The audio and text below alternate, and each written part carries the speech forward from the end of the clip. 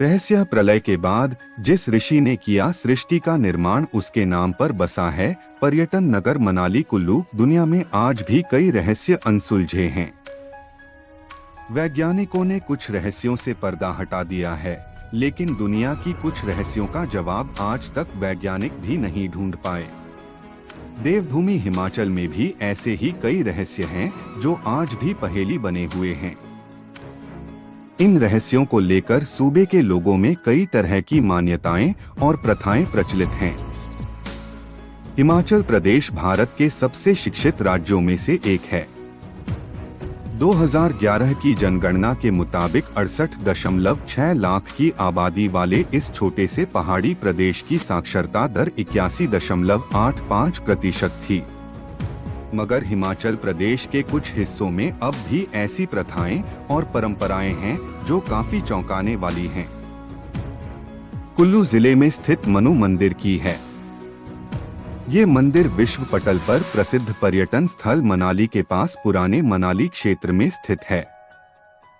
ये मंदिर दुनिया भर में ऋषि मनु का एकमात्र मंदिर है। मंदिर के इतिहास की बात करें तो इस मंदिर की स्थापना को लेकर सही समय और तारीख किसी को पता नहीं। हालांकि साल 1992 में इस मंदिर का पुनर्निर्माण करवाया गया। आज के दौर में ये मंदिर एक तीर्थ स्थल बन चुका है। ब्यास नदी के किनारे बसा ये मंदिर मनाली मुख्य बाजार से 3 किलोमीटर की दूरी पर स्थित है। कौन थे ऋषि मनु? ऋषि मनु को लेकर कई तरह की मान्यताएं और कहानियां हैं। वेद और शास्त्रों के अनुसार मनु इस संसार का पहला मनुष्य था। कहा जाता है कि मनु ने अपने जीवन के 7 चक्रों को इसी क्षेत्र में, जहां आज उनका मंदिर है, बिताया था। इसी क्षेत्र में उनके 7 जन्म और 7 बार मृत्यु हुई थी। वैदिक साहित्य से लेकर प्राचीन ग्रंथों तक मनु आदिमानव के रूप में जाने जाते हैं। मान्यता है कि जल प्रलय के बाद मनु ही धरती पर शेष बचे थे और उन्हीं से सारी सृष्टि विशेषकर मानव जाति का विकास हुआ। वैदिक साहित्यों में मनु को सूर्य का पुत्र और मानव जाति का पथ प्रदर्शक बताया गया है। भगवत गीता में भी मनु का उल्लेख है। मत्स्य पुराण में मनु को एक राजा बताया गया है और उनका नाम सत्यव्रत था। सृष्टि के अंत से पहले जब प्रलय आनी थी, तब भगवान विष्णु ने मत्स्य अवतार लेकर सत्यव्रत मनु को एक बड़ी सी नाव बनाने और सभी तरह की औषधियां और बीज इकट्ठा करने को कहा, ताकि प्रलय के बाद फिर से सृष्टि के निर्माण का कार्य शुरू हो सके। मत्स्य पुराण में मनु का उल्लेख मत्स्य पुराण में उल्लेख है कि सत्यव्रत नाम के राजा एक दिन कृतमाला नदी में जल से तर्पण कर रहे थे। उस समय उनकी अंजुलि में एक छोटी सी मछली आ गई। सत्यव्रत ने मछली को नदी में डाल दिया तो मछली ने कहा कि इस जल में बड़े जीव जंतु मुझे खा जाएंगे। यह सुनकर राजा ने मछली को फिर जल से निकाल लिया और अपने कमंडल में रख लिया और आश्रम ले आए। रात भर में वह मछली बढ़ गई। तब राजा ने उसे बड़े मटके में डाल दिया। मटके में भी वह बढ़ गई तो उसे तालाब में डाल दिया। अंत में सत्यव्रत ने जान लिया कि यह कोई मामूली मछली नहीं, जरूर इसमें कुछ बात है। तब उन्होंने ले जाकर समुद्र में डाल दिया। समुद्र में डालते समय मछली ने कहा कि समुद्र में मगर रहते हैं, वहां मत छोड़िए। लेकिन राजा ने हाथ जोड़कर कहा कि आप मुझे कोई मामूली मछली नहीं जान पड़ती है, आपका आकार तो अप्रत्याशित तेजी से बढ़ रहा है, बताएं कि आप कौन हैं।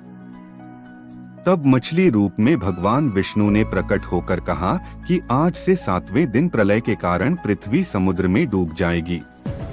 तब मेरी प्रेरणा से तुम एक बहुत बड़ी नौका बनाओ और जब प्रलय शुरू हो तो तुम सप्तऋषियों सहित सभी प्राणियों को लेकर उस नौका में बैठ जाना तथा सभी अनाज उसी में रख लेना। अन्य छोटे बड़े बीज भी रख लेना। नाव पर बैठकर लहराते महासागर में विचरण करना। प्रचंड आंधी के कारण नौका डगमगा जाएगी। तब मैं इसी रूप में आ जाऊंगा। तब वासुकी नाग द्वारा उस नाव को मेरे सींग में बांध लेना। जब तक ब्रह्मा की रात रहेगी मैं नाव समुद्र में खींचता रहूंगा। उस समय जो तुम प्रश्न करोगे मैं उत्तर दूंगा। इतना कह मछली गायब हो गई। राजा तपस्या करने लगे। मछली का बताया हुआ समय आ गया।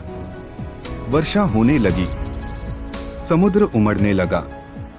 तभी राजा ऋषियों, अन्न, बीजों को लेकर नौका में बैठ गए और फिर भगवान रूपी वही मछली दिखाई दी। उसके सींग में नाव बांध दी गई और मछली से पृथ्वी और जीवों को बचाने की स्तुति करने लगे।